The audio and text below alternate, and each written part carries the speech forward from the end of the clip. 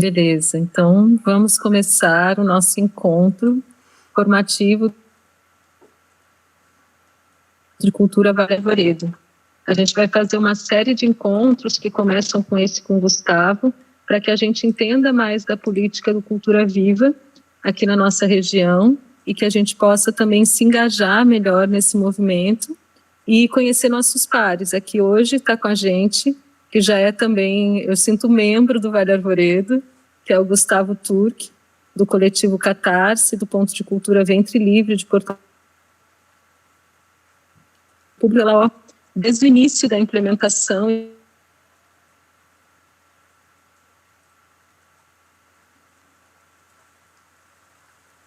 Está instável a internet dela, mas daqui um pouco ela volta, a gente está entendendo, eu complemento o que ela está falando. Maravilha. Conseguiu ouvir agora ou já começa, Gus? Eu posso começar, tá? Eu posso começar, Maravilha. A gente já falou, eu começo aqui com o pessoal, eu me apresento direitinho. Obrigado. Boa noite a todos, né?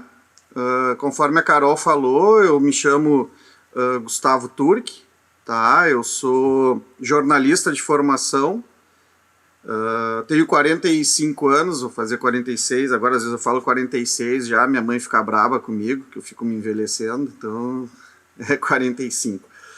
E eu me formei já há mais de 20 anos, né, em jornalismo, e faço parte, sou um dos fundadores do coletivo Catarse, que é uma cooperativa de trabalho e produção cultural que foi fundada em 2004, então está fazendo 21 anos, né, 21 anos agora neste ano.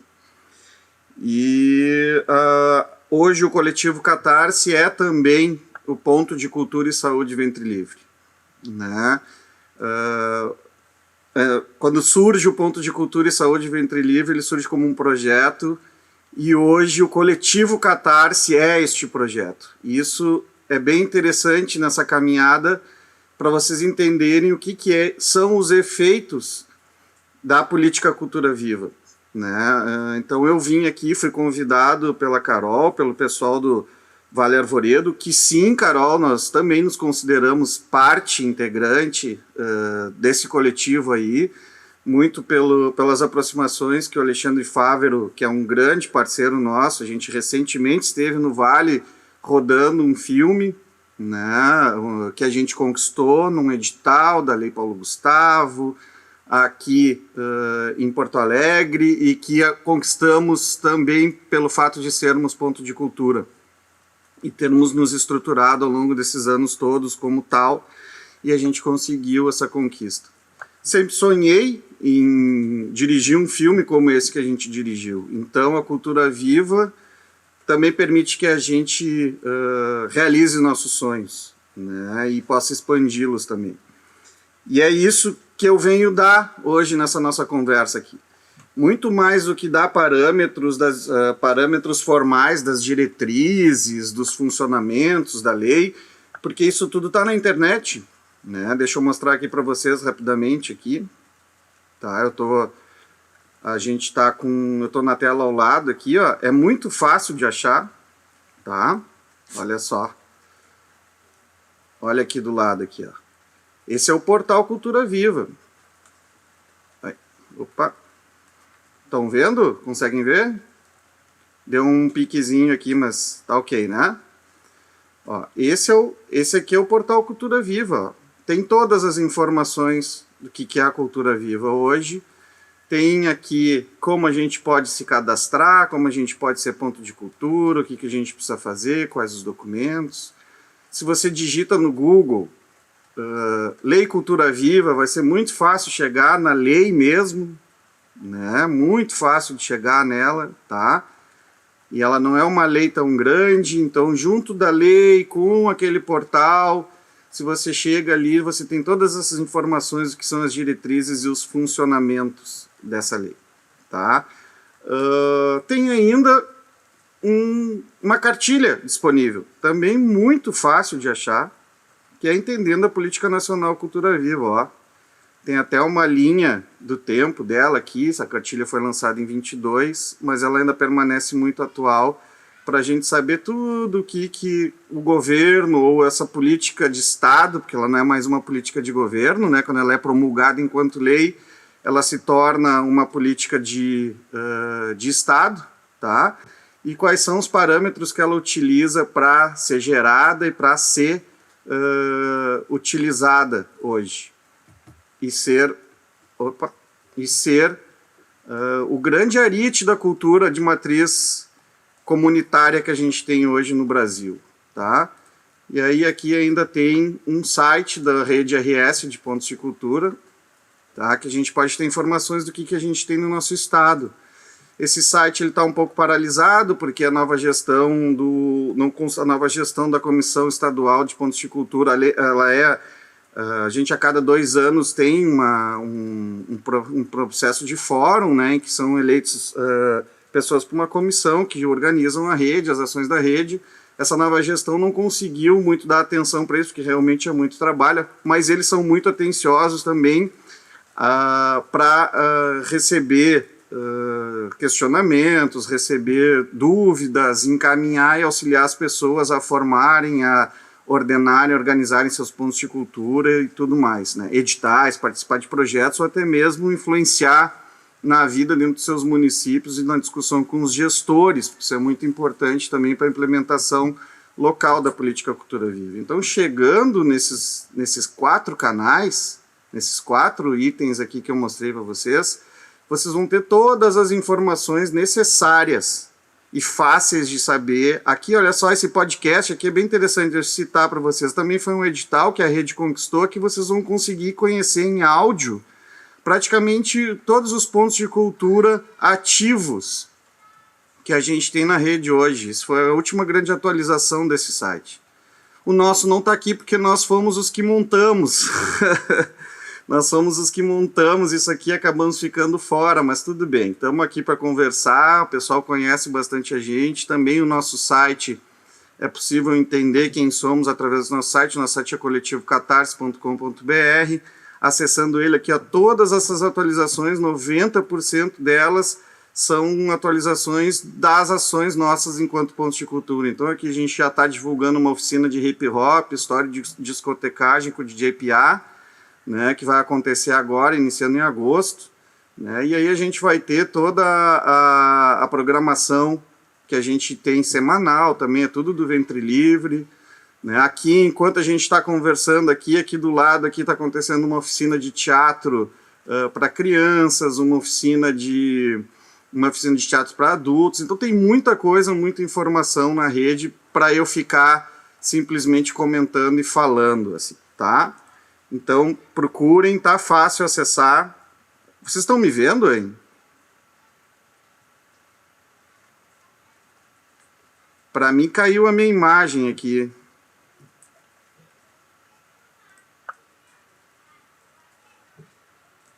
A tua imagem não está aparecendo. Agora voltou, né?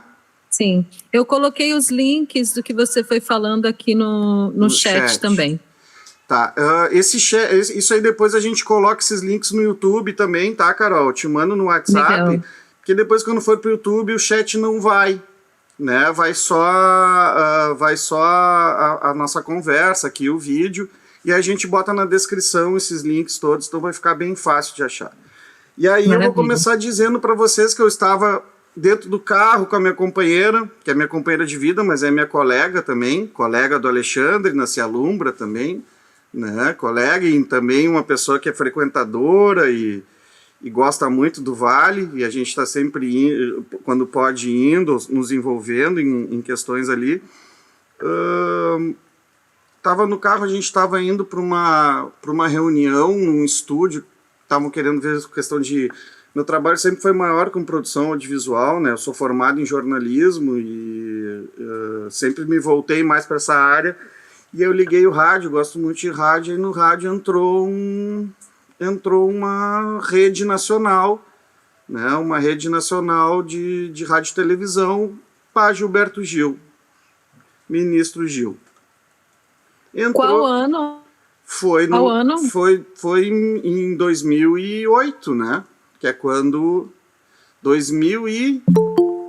São 20 anos, 2005...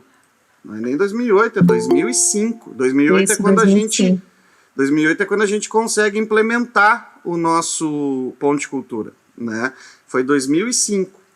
Aí 2005 lá o Gil dizendo que o governo federal estava implementando uma política pública que ia se chamar Cultura Viva e que visava dar apoio e fomentar a cultura de matriz comunitária no Brasil inteiro e que visava instrumentalizar e dar acesso à inclusão digital.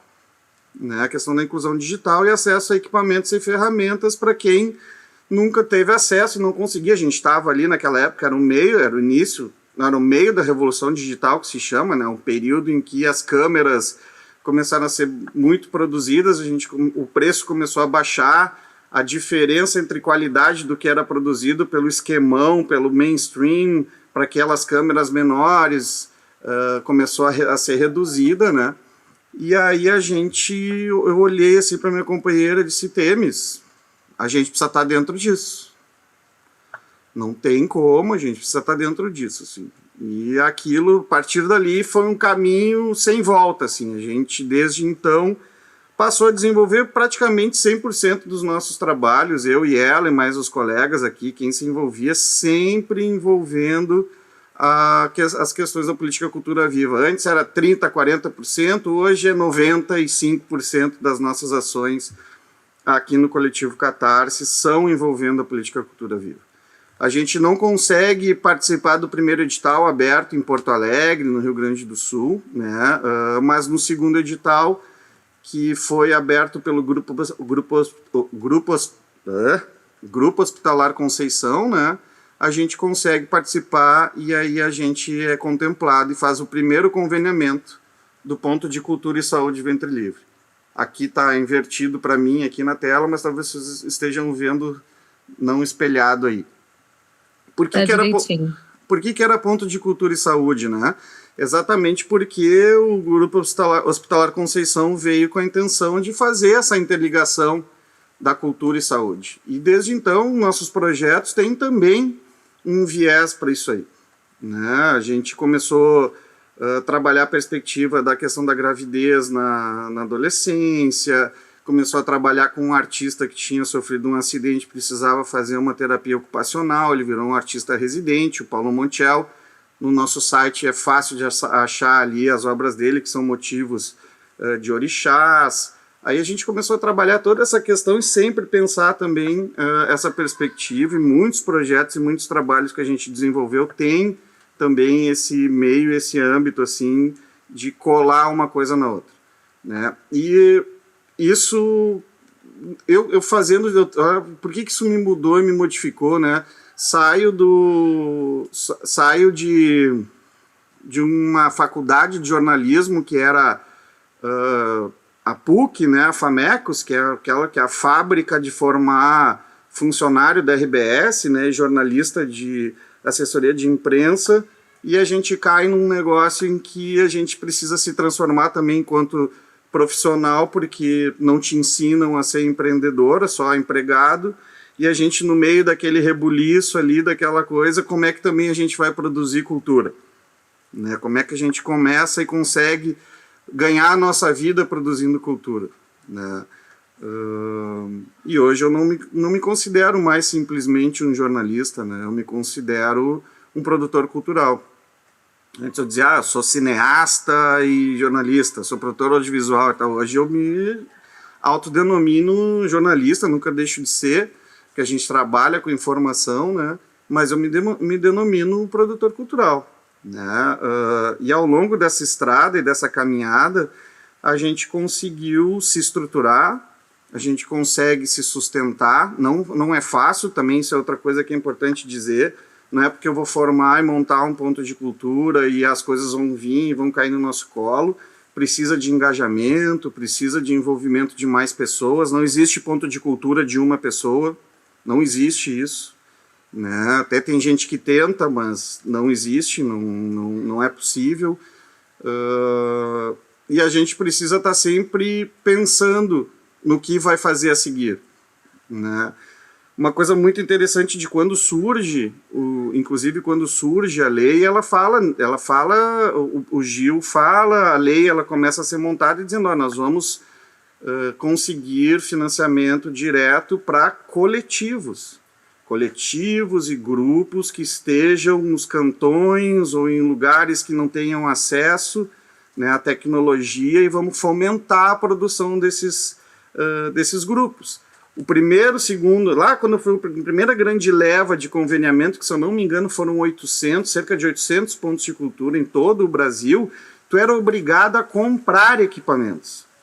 Tu recebia, a linha de financiamento que a gente entrou era de 150 mil em 3 anos, né?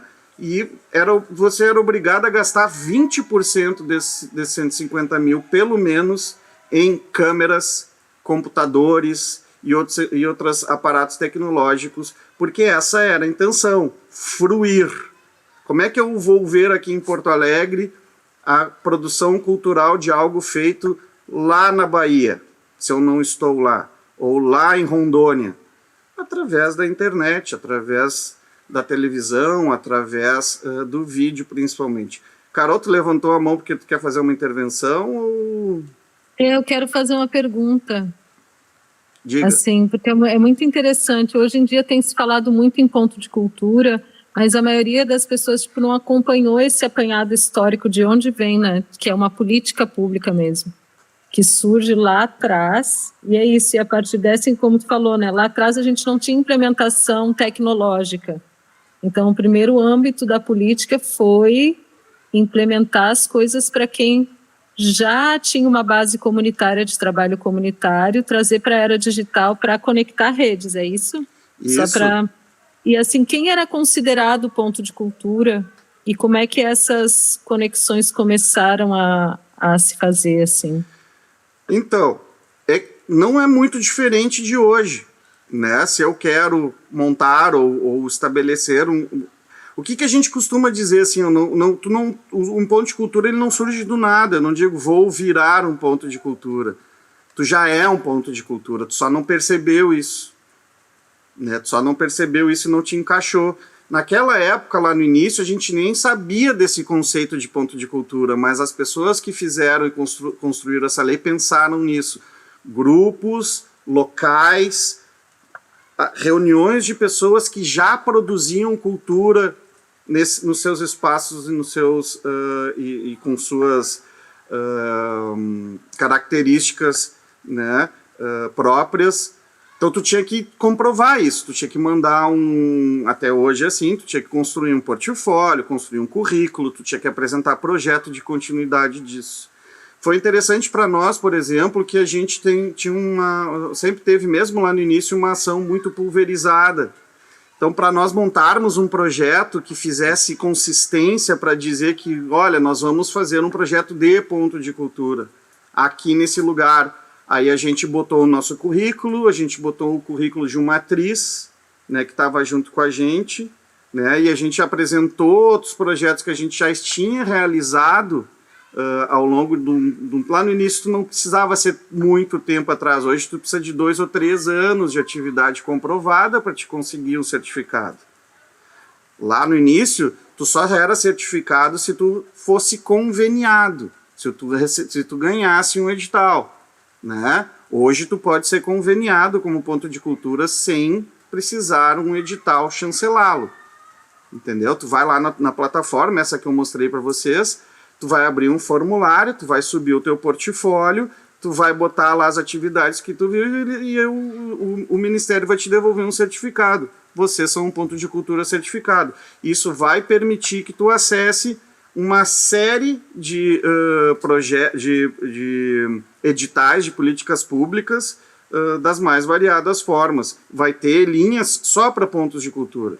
Aqui em Porto Alegre, por exemplo, como a gente tem uma rede grande, a gente brigou com a Secretaria Municipal de Cultura e nesses editais da Aldir Blanc e da Paulo Gustavo, teve linha específica para ponto de cultura. Está na lei isso. Né? Morro Reuter poderia ter isso. E tu não precisa nem ser ponto de cultura certificado para exigir isso. Tu pode, olha, Tu tem um grupo de capoeira que está há 2 anos na Praça Central de Morro Reuter. Eu não sei se tem, eu só estou dizendo. Eles podem ser certificados como um ponto de cultura. Se eles comprovam que tem uma pequena sede, que pode ser a casa de alguém, onde se reúnem e fazem essas atividades, tal, é passível de ser certificado, sim, como ponto. Né? E isso vai permitir que se acesse esses recursos de maneira pulverizada também, vindo do município, do estado e do federal. Antigamente, na boa, lá atrás era muito difícil tu conseguir um edital em algum momento no ano. No máximo tu tinha 2, assim, numa cidade como Porto Alegre. Para vocês terem, e não tinha nenhum de município. Ou era governo do estado, ou era governo federal.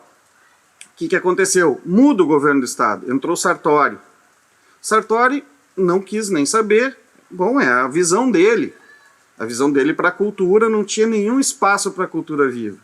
Ele, inclusive, sentou em cima das últimas parcelas de conveniamento, que nós, por exemplo, ficamos com uma parcela lá de R$60 mil paralisada por 4 anos, para nós terminarmos o nosso projeto, que foi o segundo conveniamento que a gente conseguiu. A rede mobilizada fez com que ele não botasse fora o dinheiro, pelo menos ele segurasse lá, e quando mudou o governo, a gente faz a pressão na nova secretária e isso é redistribuído. Né? A gente recebe e aí começam a vir novos editais específicos para pontos de cultura. Por uma luta, porque existe uma rede, porque tem o certificado, porque tem uma lei. E isso demanda que o gestor público repasse o recurso. Então tem uma série de coisas bem interessantes que vão vindo, e para vocês terem uma ideia, 20 anos da cultura viva, uma cidade como Porto Alegre, recém agora, em virtude da Política Nacional Aldir Blanc, é que os pontos de cultura estão sendo reconhecidos aqui na cidade. Então eu entendo que outros municípios menores, menos organizados, estejam com muita dificuldade de implementar ou de entender ou compreender isso. Né? Mas tem que ir atrás. Tem que ir atrás porque o recurso, se tu consegue organizar, o recurso é obrigatório, certo? E vai ser repassado para pontos de cultura. Quanto mais pontos de cultura, melhor. E isso, ali atrás, quando a gente começa a se dar conta dessas questões, assim, a gente começa a participar ativamente dessas redes, né, da rede estadual de pontos de cultura.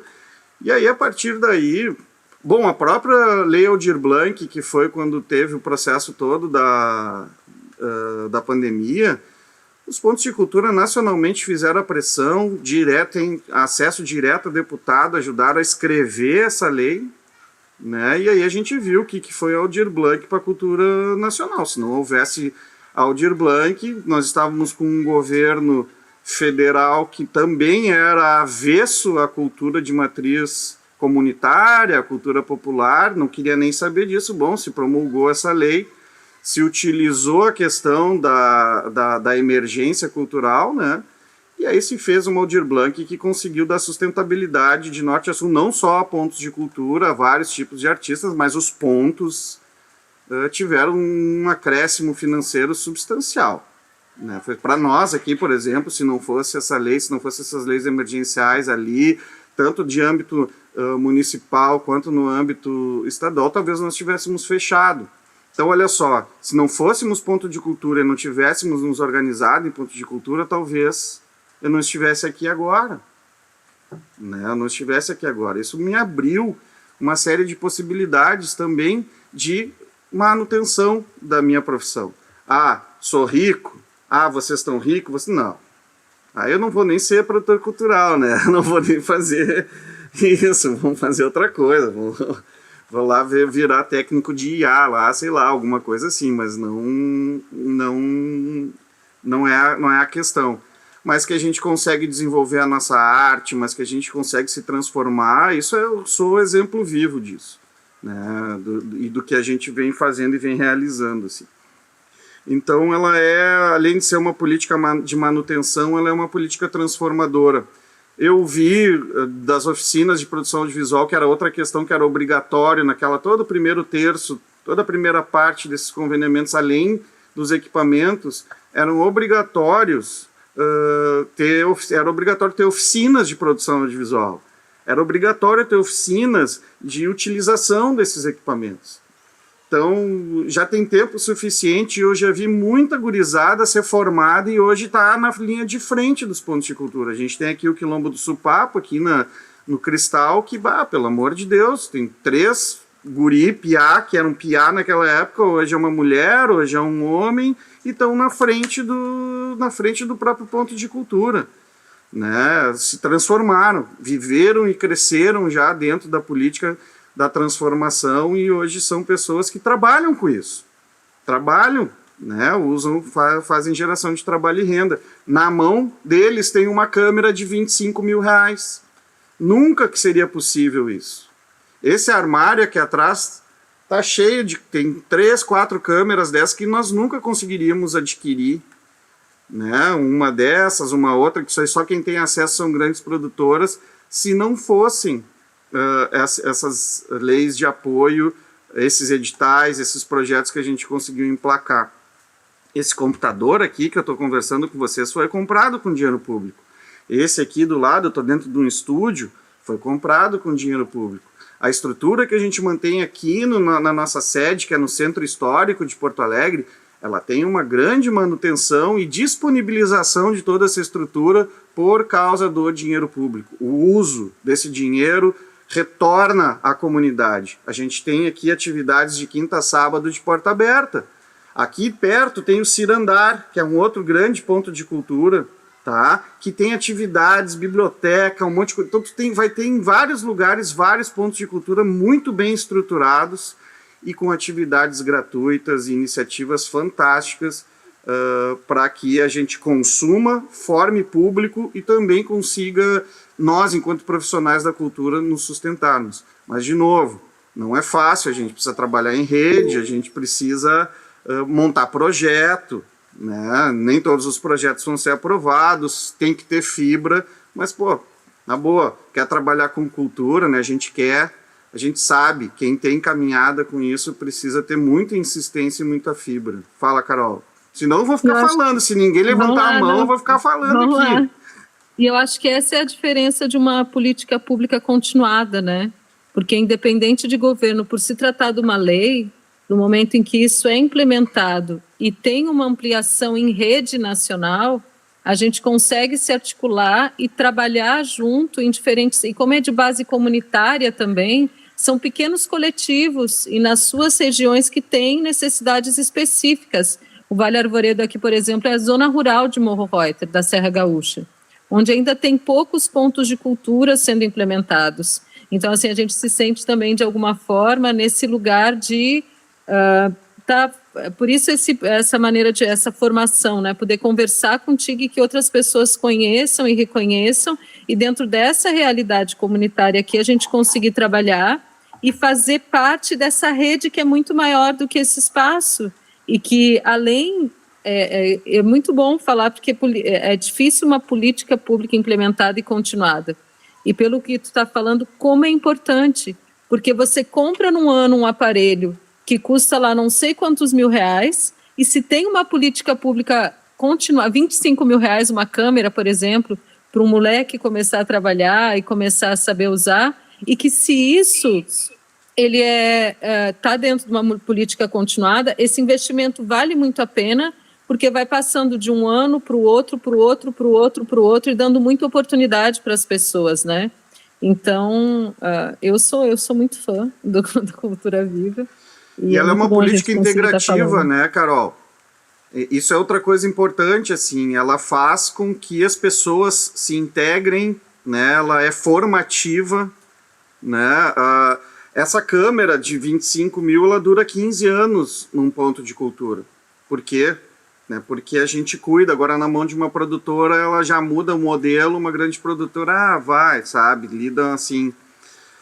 Isso é uma das razões que eu creio que existe um grande grupo de pessoas no nosso país que olham para esse lado da cultura e não querem nem dar centavos, nem distribuir o mínimo possível, porque eles veem que a gente faz com muito pouco. Né? Então a gente mantém 3 anos de programação com 150 mil. com oficina, com produção cultural, com diversos tipos de atividade. 150 mil é troco na mão dessas produtoras. Eles trabalham na casa dos milhões. Então a política Cultura Viva é uma política barata e efetiva. Né? Enquanto se tu pensa, raciocina isso como estratégia de Estado. E isso, para certos setores, é um perigo, é uma ameaça. Então a gente está constantemente na... Opa, deu uma travada. Alô? Voltou? Estamos te ouvindo. Aqui deu um pique aqui, vou ter que reiniciar minha câmera. Voltei.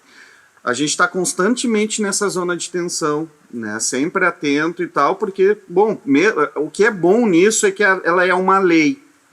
Outra coisa boa é que a Aldir Blanc, que era uma lei emergencial, ela virou uma lei também, ela virou a Política Nacional Aldir Blanc, e está distribuindo recurso para todos os municípios do Brasil, 5.500 municípios. O que acontece? Se a gente não pressiona os nossos municípios, se há uma ideologia contrária nesses municípios, na prefeitura, eles vão devolver o dinheiro. O município não quer e devolve o dinheiro. Tá? Isso é um ponto. Outra, se eles recebem o dinheiro, esse dinheiro eles começam a trabalhar como receita ordinária do município da cultura. E aí só é essa o recurso de cultura. Então isso a gente tem que ficar atento e pressionar o nosso município e dizer, não, para aí, Porto Alegre, tu não vai acabar com o FUNPROARTE. É o FUNPROARTE mais esse aqui. Então aumenta o nosso campo de luta, né? Aumenta o nosso processo de mobilização e aumenta a importância da gente estar... Aumenta também as alternativas que a gente tem para acessar recursos. Né? Só que é isso, não é fácil, não é simples. O que é importante é que tu falaste, Carol, da questão da continuidade, ela é uma política pensada para surgimento, para estruturação e para continuidade. Então tu vai ter edital que vai dizer assim, faça uma programação de 1 ano, e aí depois, durante esse ano, tu pode ter outros editais que vão dizer assim, faça um evento no teu ponto de cultura, certo? Faça uma continuidade daquele ano com mais uma atividade. Tá vindo aí, a gente tem um edital agora da Funarte aberto, por exemplo, de ações continuadas, que dia 8 termina a inscrição. Mas olha só, quem é ponto de cultura, não foi difícil construir um projeto ali para dentro, porque a gente está continuadamente fazendo e produzindo coisas. Aí a gente junta essas informações, coloca ali, bom, vamos lá para a disputa nacional. Mas se não disputar, se não inscrever, não consegue nunca. Fala, Carol. Outra coisa que falando assim, a gente tem que entender que é uma política de âmbito federal e não deixar, assim, que distribui e que chega nos municípios, no estado e tudo para chegar na capilaridade, né? Lá na ponta onde tem que chegar. Mas isso, eu só quero ressaltar alguma coisa que tu falou, que é importante a gente aqui prestar atenção de que o Estado, ele tem uma verba que precisa ser dedicada para a cultura, que não é só da política federal. Que o município, da mesma forma, não pode só contar com esse dinheiro do Cultura Viva. E a gente precisa estar atento com isso, porque tem acontecido muito esse âmbito. Principalmente eu vejo estadual, né, o quanto não está sendo aplicada a verba estadual, porque tem ali o plano federal, né? Então, assim, como se a gente está organizado em rede entendendo isso, a gente também tem voz para falar a respeito, né? O Anderson queria falar alguma coisa?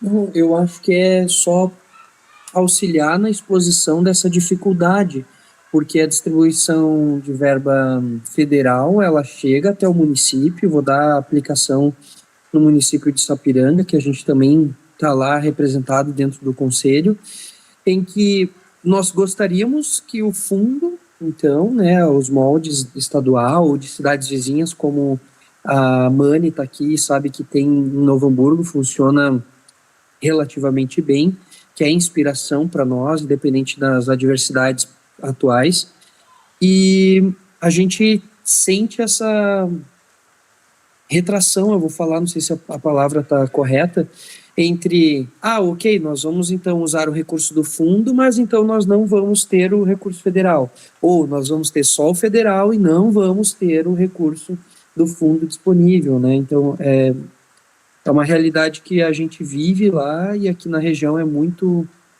muito presente e que o ponto, então, entra com um papel muito importante, né?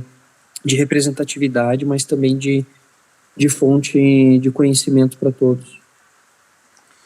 A Secretaria nossa de Estado da Cultura, apesar de, durante esse governo, ter feito algumas coisas e ter implementado, porque é força da obrigação, eles precisavam implementar, eles efetuam algumas coisas estranhas, assim, nesse sentido do que a Carol está falando. Existia algo lá no início que se chamava Fundo de Amparo à Cultura, que a gente chamava de FAC. Desde que veio as leis emergenciais Paulo Gustavo, Aldir Blanc e o PNAB, não se abriu nenhum edital do FAC. E isso era recurso ordinário do que o governo federal, que o governo estadual geria, que vinha de um fundo retirado das leis de incentivo. Que o governo do estado está fazendo hoje, de maneira grossa, estou falando, existem os pormenores.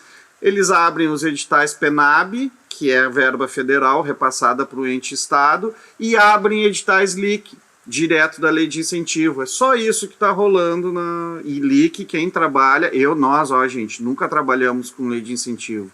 Se já é difícil o edital, outra coisa que é interessante, nós pequenos, questão de prestação de contas e essas outras coisas todas, eu não consigo entender como os caras roubam, porque é super difícil e foi sempre muito difícil.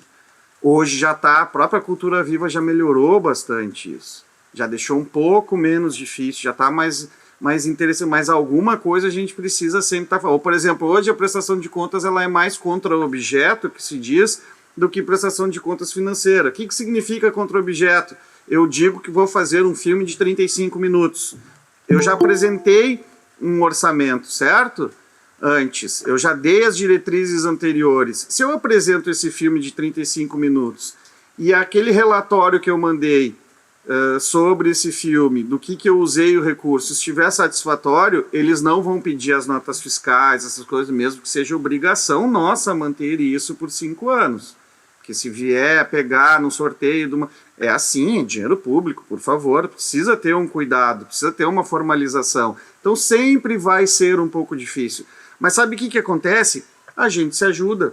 A Comissão dos Pontos de Cultura está aí para ajudar, outros pontos de cultura estão aí para ajudar.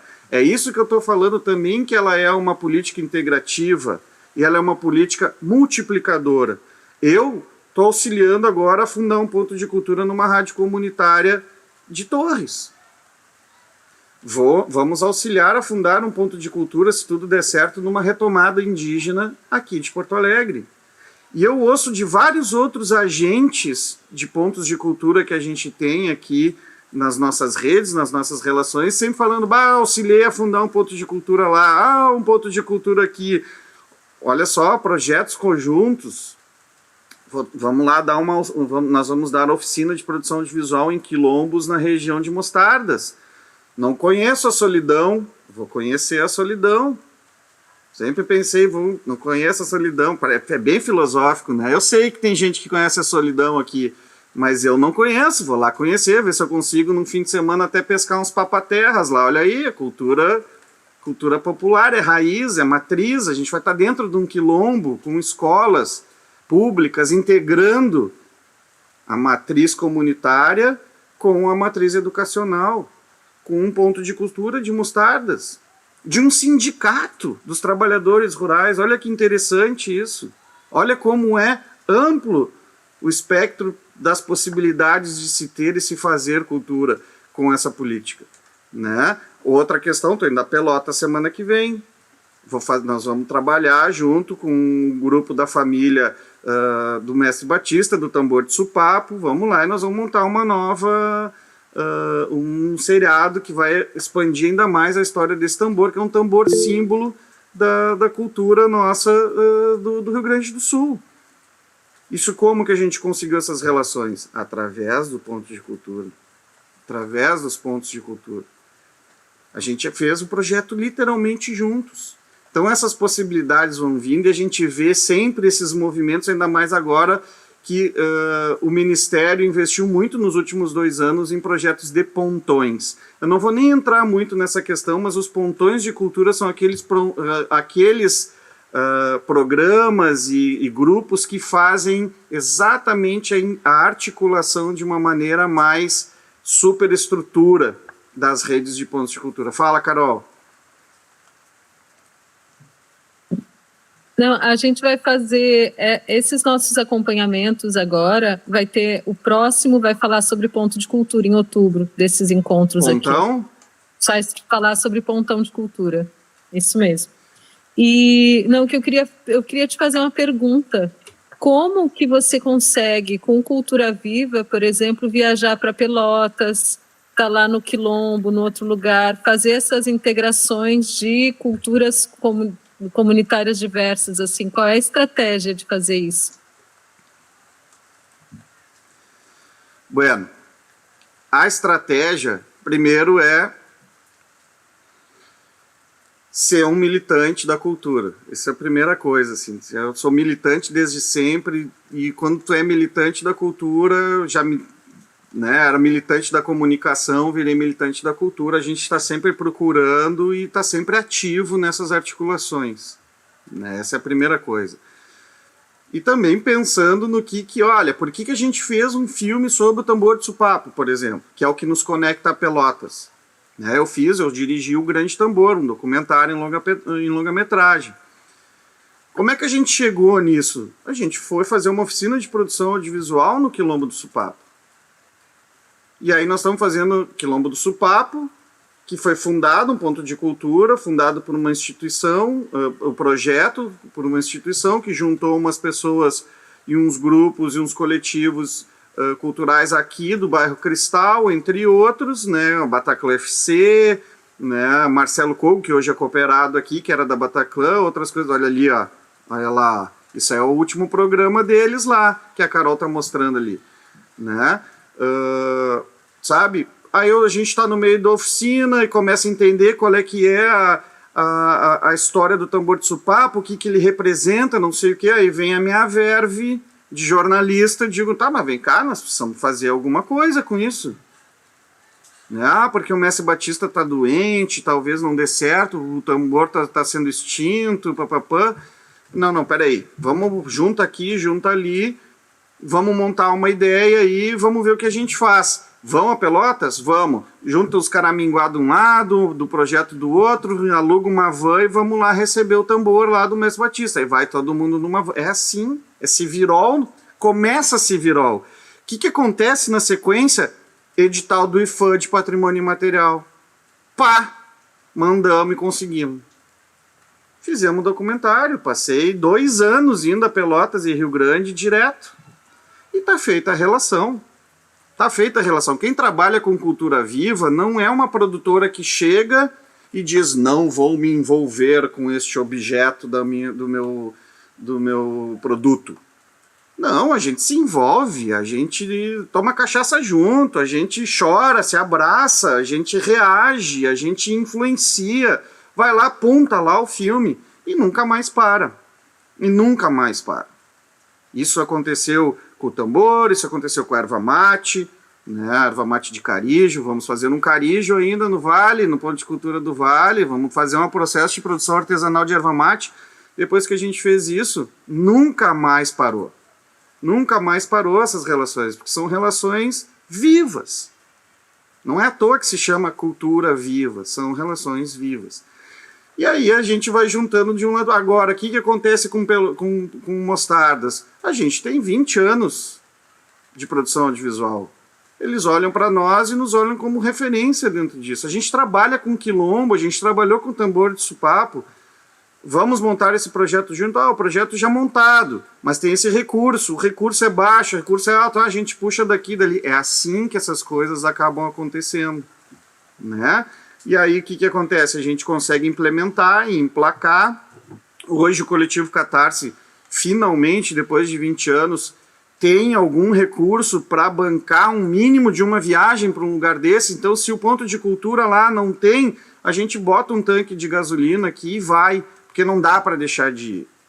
Não dá para deixar de ir, sabe? Não dá, tem que ir, tem que estar presente. E aí essas relações vão acontecendo de novo.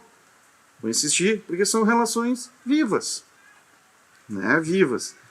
Vai ter ponto de cultura que só vive e só age dentro de seus projetos aprovados? Vai. Vai ter ponto de cultura que fica dormente por 4 anos e ele reaparece depois porque conseguiu não sei o quê? Vai.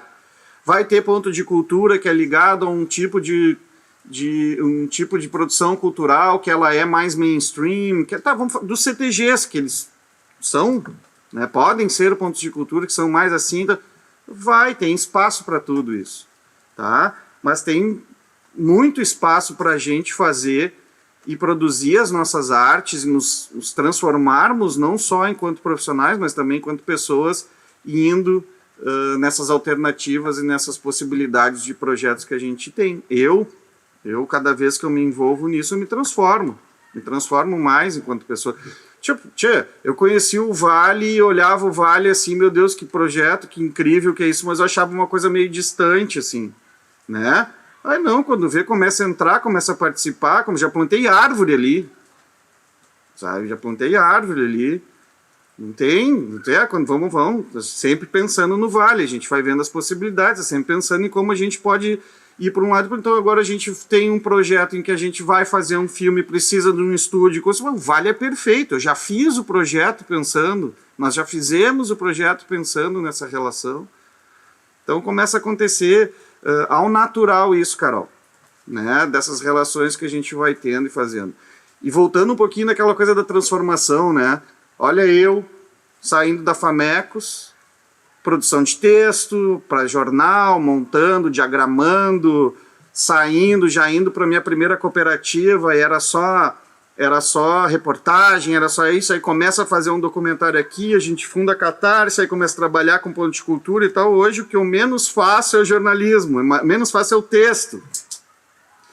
O meu jornalismo é um outro tipo de jornalismo, é uma outra maneira de passar informação. Hoje eu filmo, eu faço poesia visual, eu edito áudio, faço programa de podcast, produzo música, né? Fui me transformando nisso. Eu venho, gravo aqui, monto as músicas, faço não sei o que, monto isso tudo, faço desenho de som, me transformei enquanto profissional. Trabalhei com produção artesanal de erva mate, questão indígena, que pergunta para mim sobre caingangues, sobre a questão guarani, questão indígena, aqui são mais de 20 anos trabalhando com isso, sabe? Chega às vezes a ser complicado, porque tudo que a gente acaba tocando e se envolvendo, a gente aqui tem algum trabalho na Catarse. Meio ambiente, agrofloresta, Palmeira Jussara, tem um viveiro aqui do meu lado. Tem um viveiro de Jussara aqui do meu lado. Essas árvores que eu plantei, que eu falei que a gente plantou no Vale, vieram de um sítio que a gente fez um processo de semear, colhemos, e a gente trata isso como cultura. Né? Fui conhecer a cultura caiçara no interior do estado de São Paulo, que é intrinsecamente ligada com a Palmeira Jussara, os palmiteiros do Maquiné que se transformaram em coletores de fruto, os quilombolas também que usam o fruto, quilombo da fazenda, quilombo do Campinho, em Paraty. Esse é um quilombo famosíssimo, conheci, fiquei lá no quilombo do Campinho. Então olha só a quantidade de coisas, a quantidade de aonde eu já fui e já toquei, assim, isso só porque a gente se envolveu na cultura viva, se envolveu dessa maneira e foi possível, mas nada caiu no colo. Nada veio assim, puf, caiu. A gente sempre foi abrindo, a gente sempre foi peitando, a gente sempre foi se apoiando na coletividade, fazendo... Eu já planejei, Carol, fazer uma viagem pelo Rio Grande do Sul e praticamente não pagar nada, só ficar na casa de ponteiros. Eu vou daqui e vou indo e vou ficando só na casa de ponteiros, assim, pessoal de ponto de cultura, e é isso, tu vai conhecendo os lugares. Né? Tem um camarada ali o Sandro Giordani está me convidando há horas para ir para Bento lá. Os caras trabalham a cultura. Para mim é outra coisa assim que eu fico olhando, vinho, produção de vinho é muito bom, tá? Mas pô, é aquela coisa de, né, vinho bom, vinho caro, Vale dos Vinhedos, Bento. Os caras têm um ponto de cultura dentro do Vale dos Vinhedos que trabalha a cultura raiz deles ali. Por que isso não é raiz? Eles ali produzem o próprio vinho fora dessas vinícolas. E é ali dentro do Vale dos Vinhedos, é uma estaca encrostada ali. É uma estaca da cultura popular no meio de um lugar super turístico. Olha que interessante isso. É super bacana isso que você fala, de uma política que dá manutenção, integra e multiplica, né, que é o Cultura Viva. Eu, por exemplo, mesmo antes de fazer parte de Ponto de Cultura mesmo, eu já vivia a política do Cultura Viva. Como, por exemplo? É isso, sou uma agente de cultura, eu preciso viajar do Rio Grande do Sul até o interior de Minas Gerais. Como é que eu faço? Se eu sou interessada por conhecer pessoas, por integrar a minha arte com outras que estão acontecendo, eu posso olhar no mapa dos pontos de cultura, e foi o que eu fiz, junto com o Vitor lá do Mamulengo Flor do Cafezal. E a gente conversou com pontos de cultura, e vou dizer que a maioria das pessoas com quem a gente falou nos recebeu. Olha a só. gente conseguiu fazer um circuito pelos pontos de cultura, promover atividades com a nossa arte do que a gente faz e ainda ser recebido e compartilhar com aquela comunidade o que a gente faz e conviver, dormir, comer junto, fazer essas coisas, né? É muito bacana. É uma garantia de existência também, né, Carol? Tu garante que essas coisas sigam existindo, né? Essas manifestações, elas sigam existindo. Mestres que são fadados ao esquecimento por causa da sua oralidade, inexoravelmente vão vir a falecer como todos nós. Quem é que registra isso hoje? Os pontos de cultura. Os pontos de cultura. E é isso, é a política do sustentável, do pequeno, né? Você vai nutrindo pequenas ações, pequenas comunidades, que se a gente soma depois no todo, é muito mais sustentável, mais regenerativo, integral, saudável. A gente vem vindo essa política de manada do todo, assim, grandes eventos, com grandes coisas, como isso foi, de alguma forma, também detonando o mercado cultural, de alguma forma, e as relações humanas. Então, assim, traz de novo para uma cultura de base interessante, de inter-relações. Não, ele é grande, mas, ao mesmo tempo, é muito caseirinho, muito pequeno, né?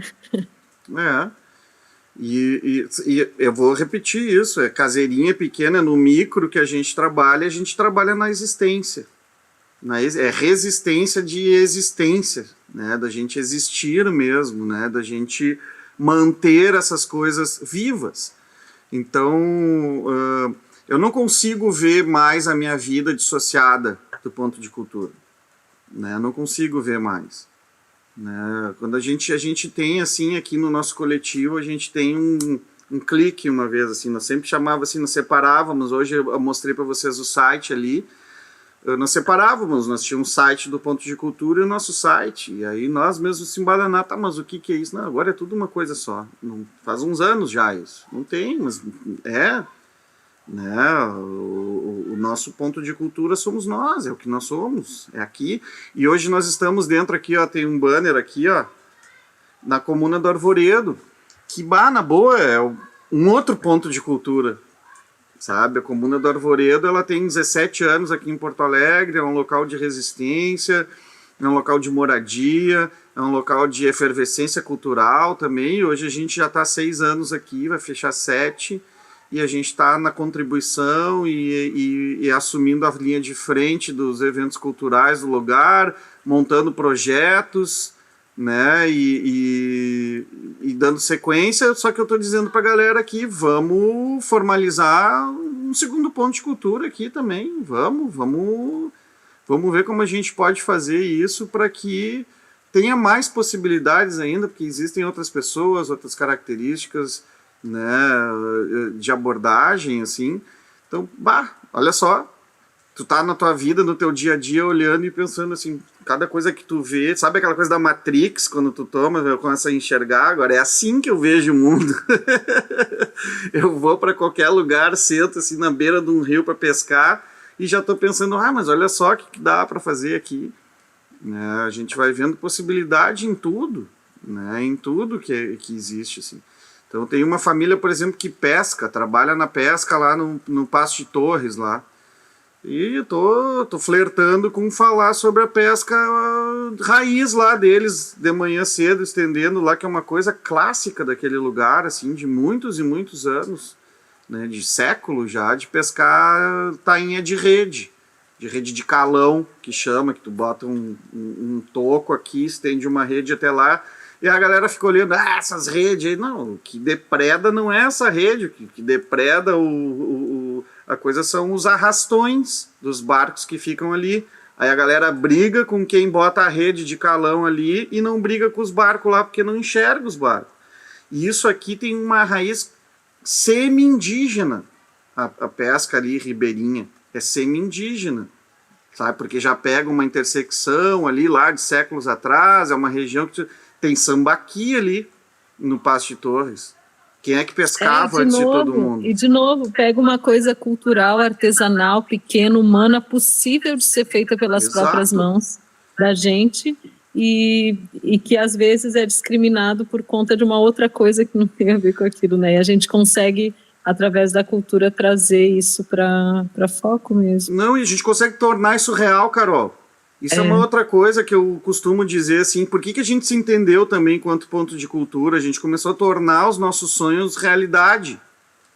Né? A gente começou a transformar isso em projeto. Eu tenho um monte de amigo que sentava lá na faculdade, na mesa do bar, lá, a gente enchia a cara junto e tinha um monte de ideia para transformar o mundo, e eles estão fazendo outra coisa.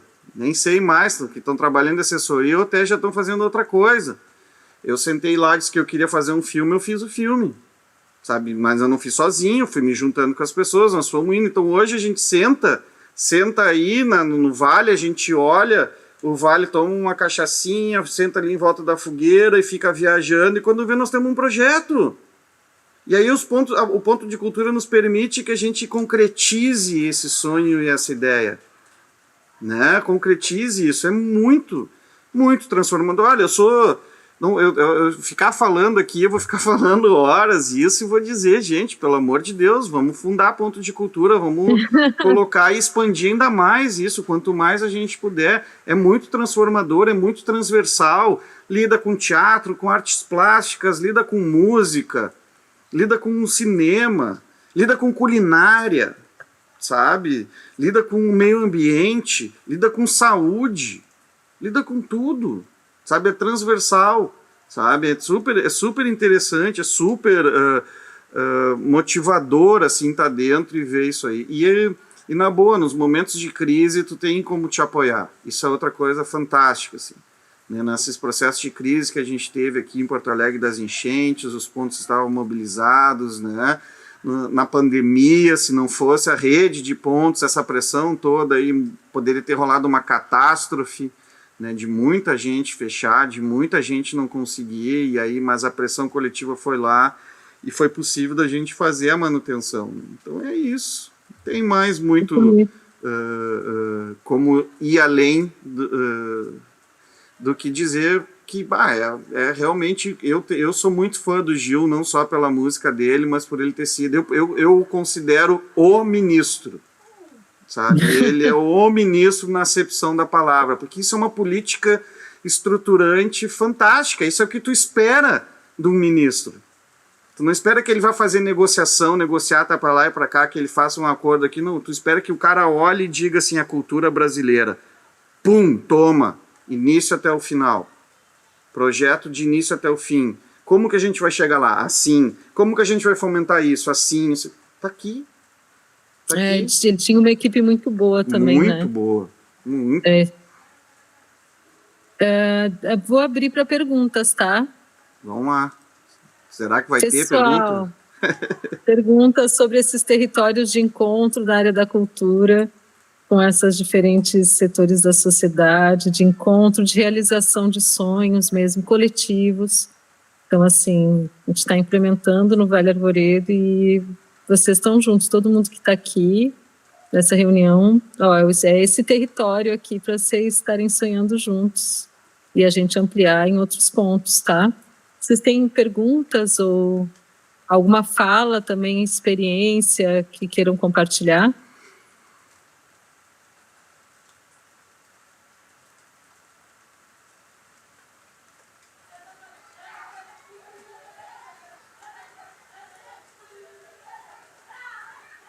Acho que viria no chat, né, se fosse. Tá. Quais os pontos? Claro, o meu amigo Alexandre Fávero mandou no chat uma. Isso. Muito amigo. Quais os pontos fracos e melhorias na atuação dos pontos em rede? Pergunta o Fávero. Na tua opinião, né? Para mim, os pontos fracos são os mesmos de alguns dos pontos fortes, né? Que é o coletivo. Né? Fazer a manutenção de um coletivo, trabalhar isso de maneira em médio e longo prazo é algo que não é fácil, não é tão simples assim. A gente lida com as idiosincrasias individuais e às vezes um pequeno problema vira algo muito grande dentro desses coletivos, né? E aí ele pode ser sim um fator disruptor de algo maior, mas isso vem da maturidade também das pessoas e da maturidade dos coletivos, e eu acho que isso, faz parte da vida também, da nossa vida. Se a gente pensar que a nossa família é um coletivo também, a gente está lidando com esse mesmo tipo de problema. Outros são as mudanças de governo, mesmo que a gente tenha os dispositivos de segurança das leis, né? Esses governos eles têm dispositivos de insegurança para a gente, que são os chamados contingenciamentos, né? Eles podem, ao mesmo tempo que promulgam uma lei, eles podem promulgar uma outra que te anula aquela ali, né? Então a gente precisa estar atento quem são aqueles que lutam por essa cultura e aqueles que lutam por acabar com essa cultura, né? Então, essa questão do governo vai lidar diretamente com a parte de financiamento, né, Alexandre? Né, eu estou falando aqui de dinheiro público, né? Eu não estou falando... dinheiro privado também, um dia o dono de uma empresa decide que não vai mais investir, ele vai embora. Então, às vezes, muda um governo, se ele consegue frear o financeiro... isso acaba acabando, né? Acaba terminando mesmo todas as possibilidades que a gente tem de manutenção, assim. Deixa eu ver o que mais aqui que perguntou. A gente tem uma outra pergunta da Aline. E a atuação... O que torna um ponto de cultura? Só fazer... E a questão da atuação de rede. A atuação de rede também acho que tem um problema quando forças políticas começam a se formar internamente para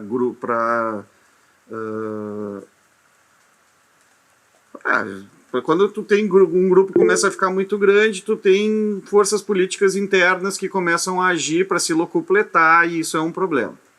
Isso é um problema sério. Eu não estou falando que essa rede, que é dessa rede ou da outra, estou falando de todos os processos de rede interna que eu já participei, desde redes com 8, desde redes com 30, 40, 50. Quando um grupo decide que vai dominar e consegue, ele tem a possibilidade de ruir com o negócio. Então eu vejo esses 3 aspectos, assim. Legal, temos mais perguntas, ó. O que torna um ponto de cultura um ponto de cultura? O que um território precisa ter fundamentalmente para ser um ponto? Aí diz a Aline, eu sou ainda leiga, mas atenta a esse universo. Eu não sei se a Aline entrou um pouco depois. Pouquinho depois, sim. Foi a Aline, né?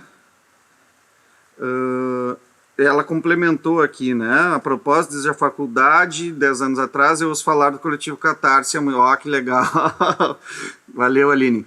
Então, olha só. O que torna um ponto de cultura, né? Eu estava comentando isso. A gente, às vezes, tu não precisa ter um documento dizendo que tu é um ponto de cultura. O certificado nacional, ele só te dá uma chancela. E mesmo com essa chancela, os editais que estão sendo abertos hoje, pelo entendimento da lei Cultura Viva, de que um ponto de cultura ele não precisa ser necessariamente formalizado com essa certificação, tu tem editais que dizem assim... Essa parte do edital é para aqueles certificados. Essa parte do edital é para aqueles que não têm certificação. E se você conseguir ser conveniado aqui, a gente vai passar a certificação direto. Mesmo que você não consiga ganhar o edital, tu vai ganhar a certificação. Tá? Porque a intenção do Ministério é ter todo mundo certificado por uma questão de tu ter...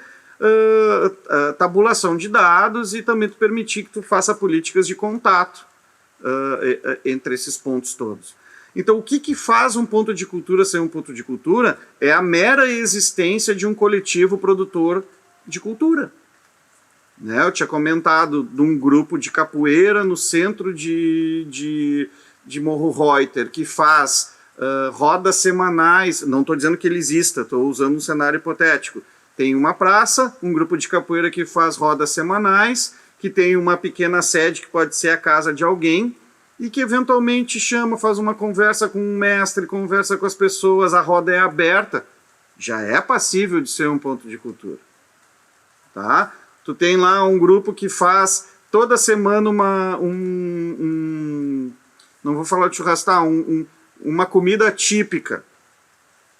E toda semana esse grupo se reúne como uma confraria num salão de festa de um prédio em Dois Irmãos.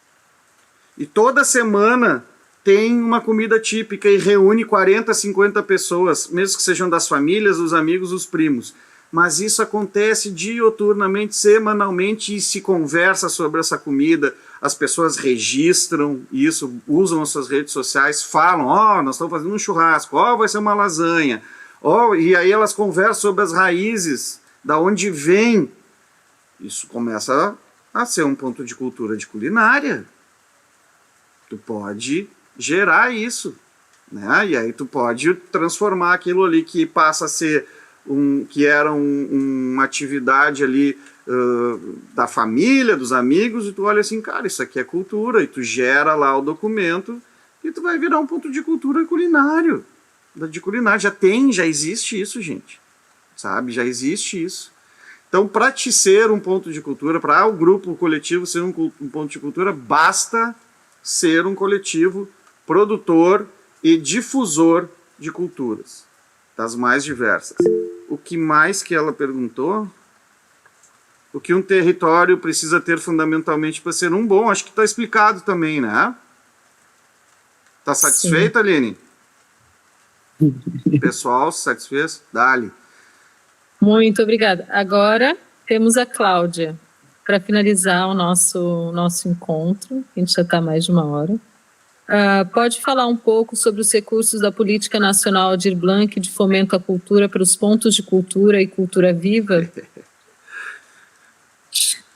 Então, a Política Nacional Aldir Blanc, disso eu falei que eu não ia trazer elementos específicos, dados, números e tal, mas ela tinha um volume tal de recurso nacional para ser distribuído nos entes federativos e nos municípios. Então, são todos os estados, União Federal, MINC, todos os estados e todos os 5.500 municípios do Brasil. Aqueles que estavam, os entes federados e os municípios que estivessem organizados e ordenados com um número mínimo, um valor tal de população que fosse destinado um X definido, agora eu não sei exatamente, acho que é 169 mil, uma coisa assim, obrigatoriamente precisavam abrir linhas específicas de editais para o Cultura Viva. Outros municípios que não atingissem esse patamar, os fazedores de cultura, os pontos de cultura desses municípios precisavam pressionar a prefeitura para que isso fosse aberto em nível político, certo? Porto Alegre atingia esse patamar. Então, obrigatoriamente, a prefeitura de Porto Alegre precisava colocar, tipo, 4 milhões de reais especificamente para os pontos de cultura. O que a gente fez? A gente fez reuniões com a Secretaria do município, a gente disse como a gente imaginava que esses editais precisavam ser, a gente foi no Conselho Municipal de Cultura, criou junto, aí tu tem a obrigatoriedade de eleger um grupo que vá fazer a discussão da montagem dos editais com representantes do Cultura Viva lá dentro, né? Aí depois tem a parte dos avaliadores, são várias etapas que tu vai passando, mas existia essa obrigatoriedade e esse recurso foi passado. Agora a gente vai para o PENAB 2 aqui. Não pode ser o mesmo tipo de edital, nós estamos bem no meio dessa discussão com a Secretaria de Cultura aqui do município. Tá? Então, essa lei permite, a Lei Cultura Viva permite e define que um recurso vá, é por isso que a gente fala da continuidade, né, e do dispositivo legal que amarra esses governos, que vá obrigatoriamente para pontos de cultura, tá? Que seja para a cultura viva. Né, o que mais que ela perguntou aqui, deixa eu ver. Não, é isso. Né? Então, o PENAB, o PENAB, como ele obedece também, ele tem uma ligação da Lei Cultura Viva, é obrigatório, né, que isso passe. Ela levantou a mão, Cláudia, tu quer falar? Oi, sim, rapidamente. Como, por exemplo, o Morro Reuter, que é uma cidade super pequena, tem um ponto de cultura, né, que a gente sabe, é o Vale Arvoredo, ele não tem obrigatoriedade de lançar edital para ponto de cultura viva. Mas eu acho que até já comentei em outro momento, mas eu acho que é interessante, né, ter um movimento, uma participação nessa elaboração de editais, né, das escutas que são obrigatórias também, né, e também ter uma atuação junto ao Conselho de Cultura, ou uma proximidade, de repente até mesmo não tendo obrigatoriedade, mas podendo ter alguma coisa, né, se conversar para ver se pode ter algo que se destine ao ponto de cultura, né, porque isso também dá visibilidade e diz, nós estamos aqui, nós somos um ponto de cultura, isso. A gente tem nosso lugarzinho na fila do pão, né. É exatamente isso. Tu vai ter, olha só, Porto Alegre, Cláudia, tinha uma obrigatoriedade de 1 X pela lei. Aí, pela pressão que a gente foi fazendo, eles botaram até mais dinheiro na política cultura viva dentro do município. Eles fizeram lá uma divisão com os outros segmentos, sobrou uma verba e a gente acabou recebendo até mais do que previa. Eu sei de outros municípios que não tinham obrigatoriedade de colocar grana para o Cultura Viva e pela mobilização dos pontos colocaram, e não é nem aqui no Rio Grande do Sul.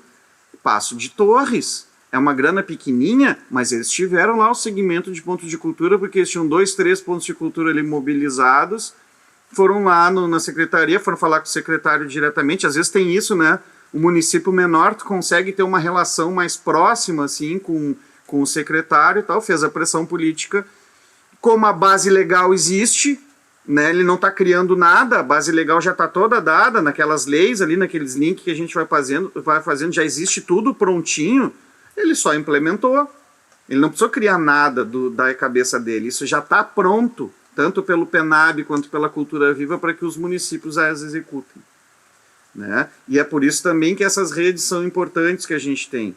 Eu participei de um grupo de discussão que eu falava direto com gestores sobre a primeira Aldir Blanc, quando ninguém sabia como era fazer, implementar, então estavam os gestores de municípios como o secretário de Tramandaí estava nesse grupo, ele nem sabia como classificar ponto de cultura. E aí a gente vai lá, faz a conversa direta, e o recurso acabou fluindo. Né? Isso, eu acho que no caso do município aqui a gente é o único ponto de cultura por enquanto. Aí já é uma entrada também para que outras pessoas comecem a fazer pontos ou também a se engajar no Vale Arvoredo para que depois, com o tempo, a gente consiga implementar com qualidade outros espaços também, né? Porque a gente é pequenininho ainda aqui. Assim, a gente tá implementando coisas e buscando apoio, mas acho importante ter a verba municipal, né? Não, vocês têm que pressionar. Vocês já têm, inclusive, é isso que eu estou falando, vocês já têm um instrumento para fazer a pressão.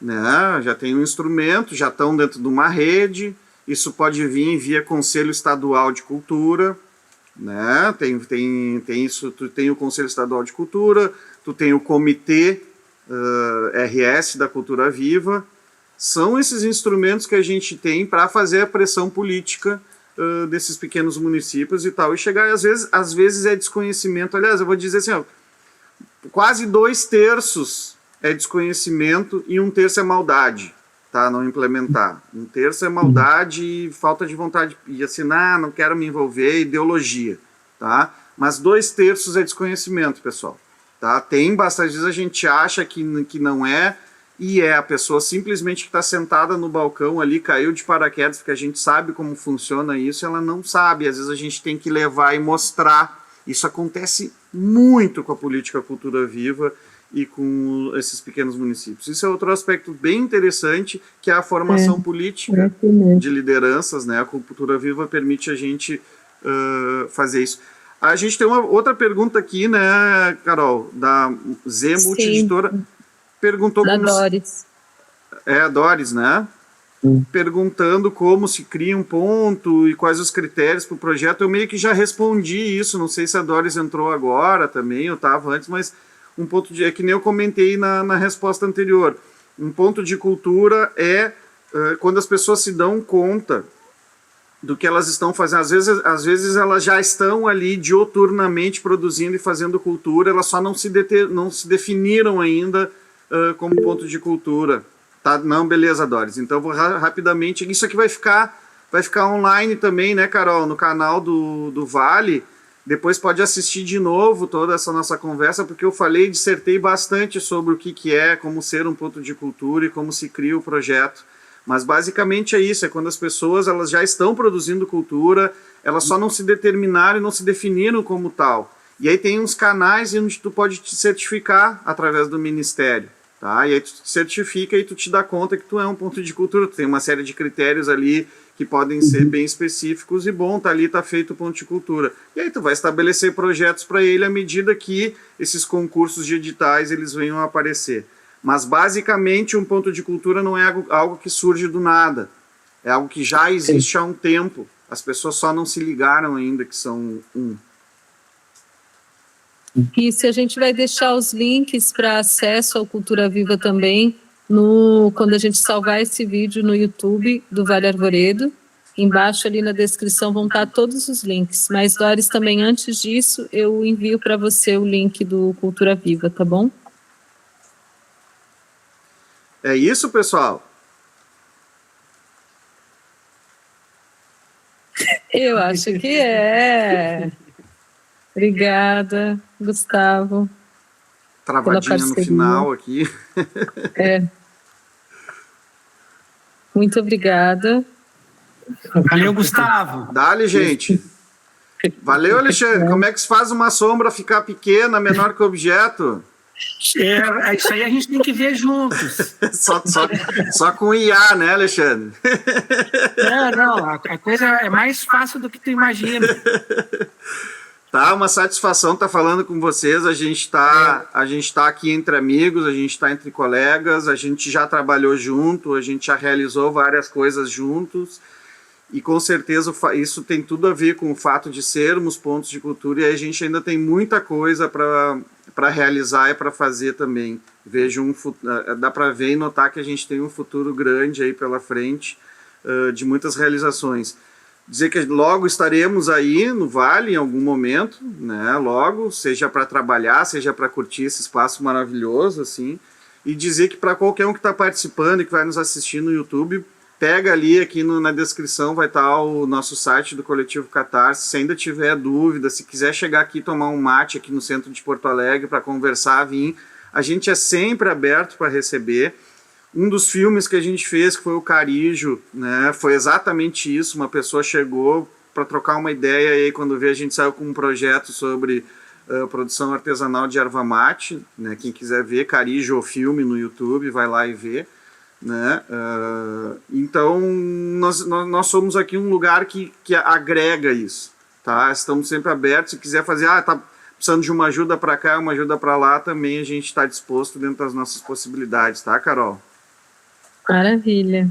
Obrigada, viu, Gustavo? E a gente se encontra em breve. Em breve. Imagino que daqui 2 finais de semana, no máximo. Estamos firmando essa daí.